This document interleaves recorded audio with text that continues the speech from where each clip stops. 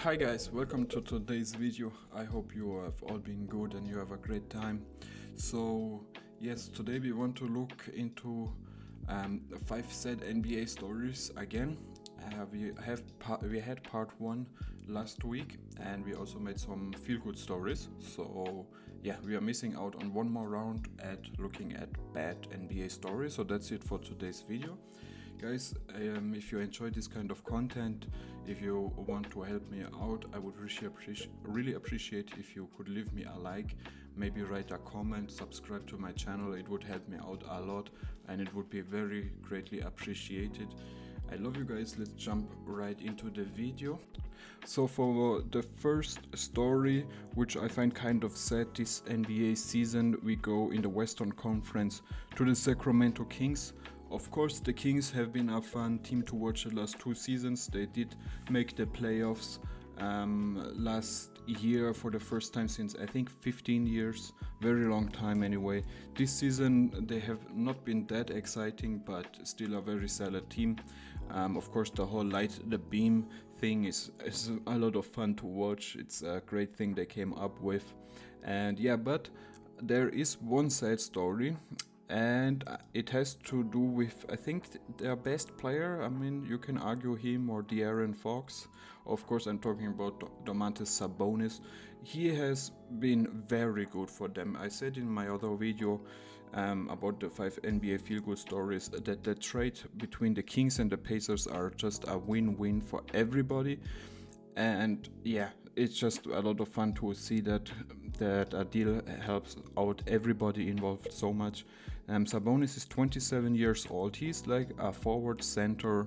You can even call him a point center, or because he can handle the ball. He's a great passer. We will go into his stats in a moment. So he's 7 years of experience out of Gonzaga. He was the 11th pick in the 2016 class. Of course, we all know his father.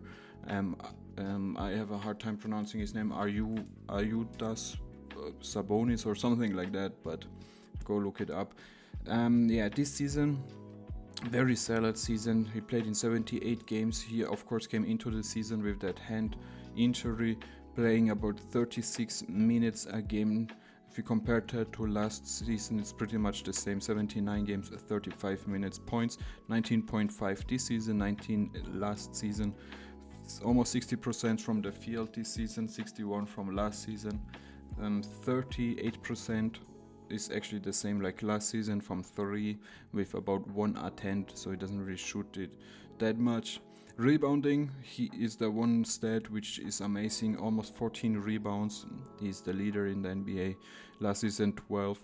And then also the assist is really high, 8.3 assists, 1 more than last season. 3 turnovers. I mean, if you do so much on the field, that's alright.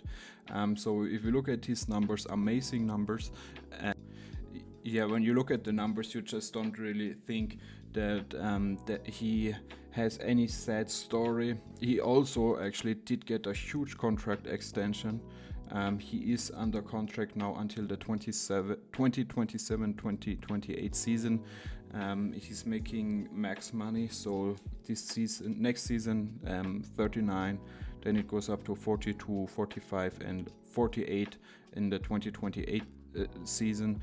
At the age of 31, at the age of 32, he becomes an unrestricted free agent. So huge money, huge payday, well deserved for him. But like I said, what I want to talk about is a sad story, and it is that he was actually snapped from the NBA All-Star game. I have no idea how that is possible. With the stats he has provided us the whole season, it's not like he played well the last 50 games or so. He played well the whole season. He's at least a number 2 guy on a good team.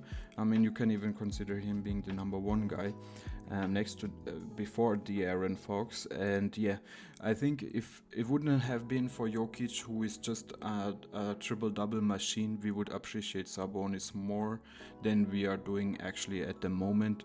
He's pretty much almost averaging a triple-double with 14 rebounds. Can you imagine that?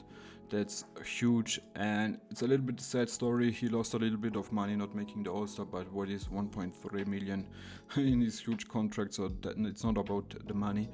it's just about the respect, and I think we should respect him more because he did a lot this season, and it's a sad story that yeah, he was not in the game of the All-Star this season.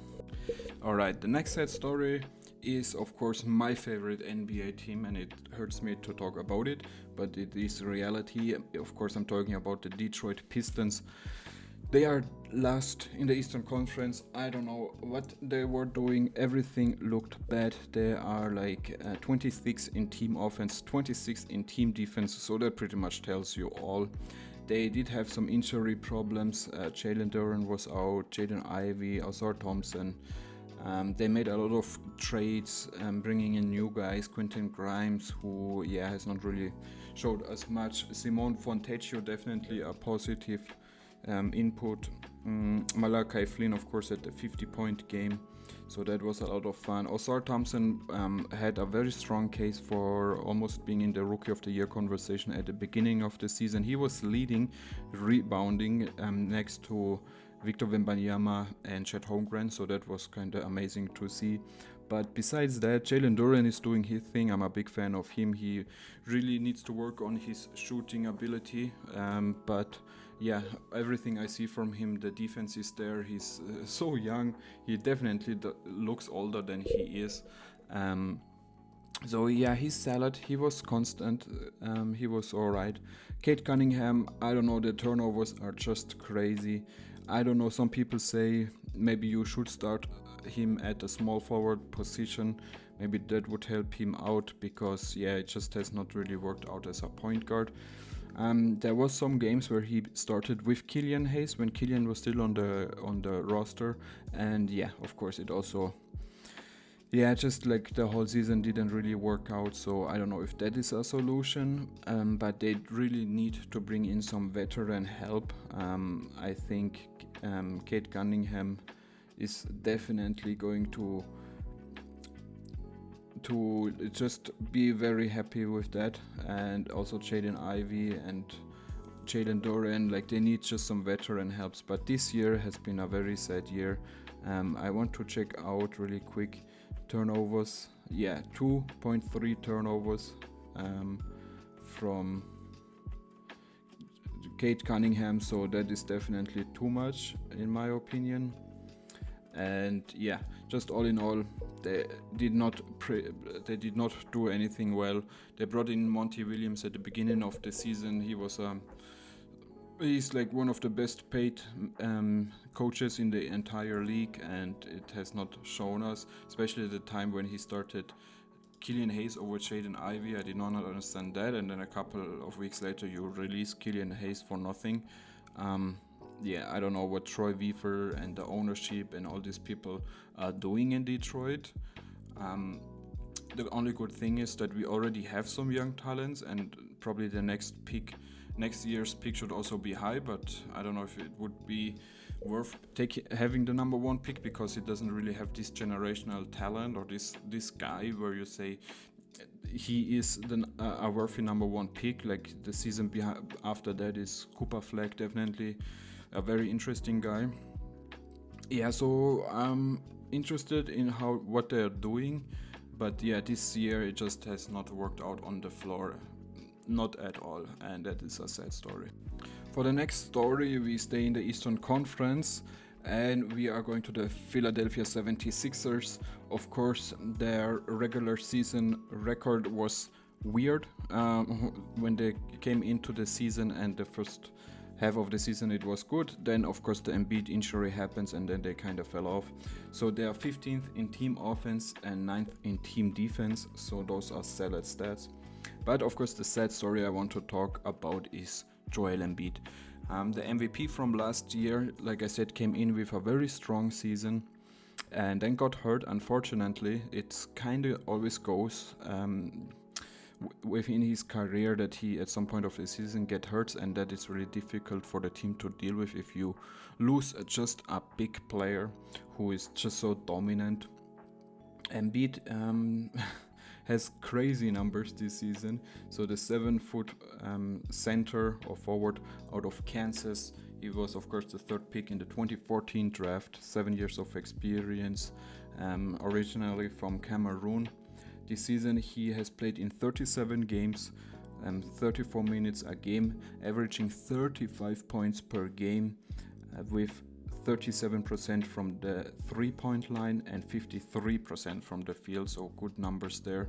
11 rebounds, 5.5 assists, almost 4 turnovers, 1 steal, and almost 2 blocks a game.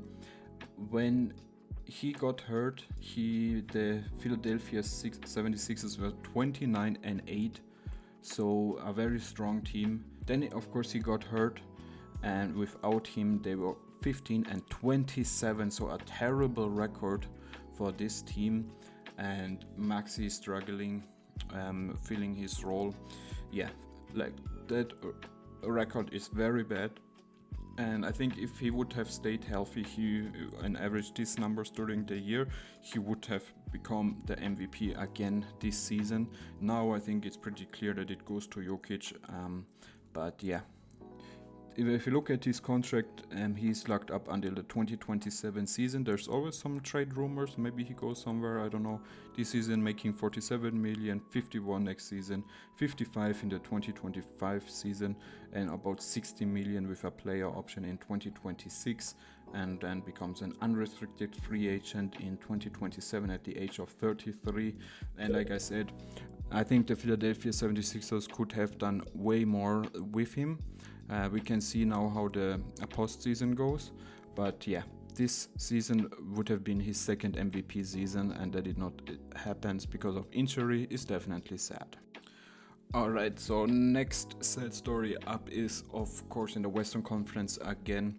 The 13th seeded Memphis Grizzlies. What kind of wasted season is that? I mean, come on guys, like Ja Morant the whole season was out pretty much. He did have some games, I think, but yeah, most of the time he was out. Triple J was playing for most time, but he was not able to kind of give them what they need. So many injury problems, everybody was out, like Marcus Smart had some time injured, John Concha was injured, of course Desmond Bain was injured, Brandon Clark, Triple J, Ja Morant, even like players like Jake LaRavia were not able to make the next step. Zaire Williams, everybody thought he would be something in this league sooner or later.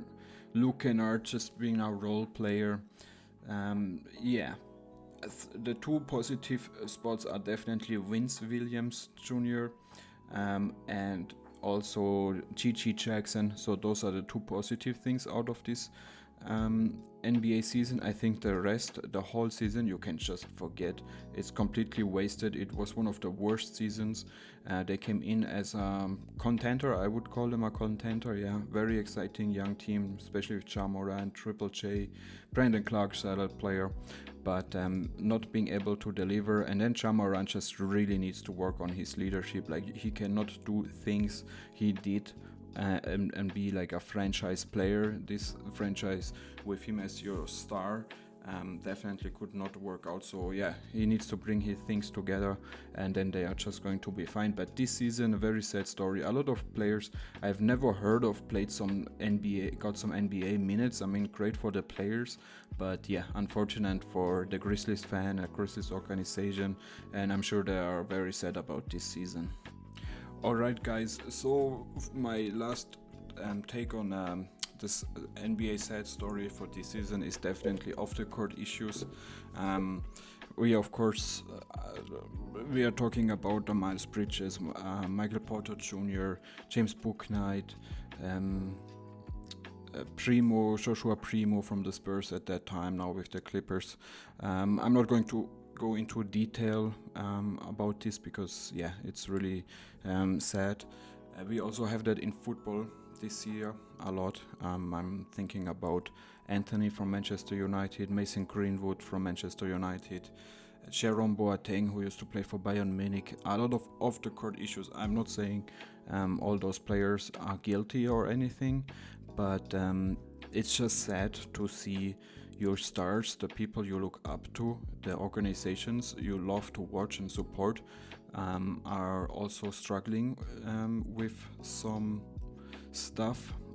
the court, and I hope that this season was kind of that season which a lot of this stuff happened, and yeah, hopefully in the future we get less of this kind of stuff, off the court problems and violence and accusations and all this stuff. Yeah, so let's just hope that this season was that season to everybody thinks about, where all these terrible things happened, and yeah, let's see, hope in the future it gets better. Like, again, I'm not saying those players are guilty or whatever, I'm not a judge or anything. I'm just saying it's kind of sad when your heroes, the players you look up to, they go through this kind of stuff. If they did it, or if they didn't do it, what other people tell them they did. So yeah, that's definitely a sad story.